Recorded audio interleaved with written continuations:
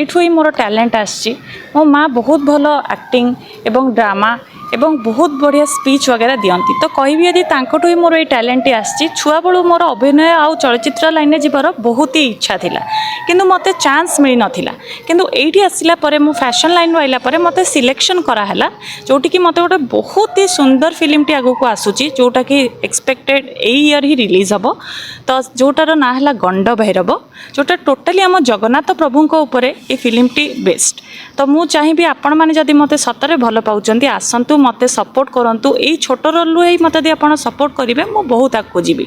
मोर तो क्षणकर ही गोटे अच्छी आपणकर रोल जोटा कि डॉक्टर जोटा आपण मैंने आसिले जानवे मु बाकी सस्पेंस टोटाली भांगीबिनी।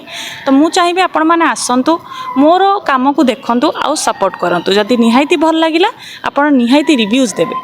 कथा हुए बहुत कलाकार पुराना कलाकार अच्छा से फिल्म कम कला जापारे नुआ कार सुविधा मिलूँ तो प्रोड्यूसर किसी भूल होती ना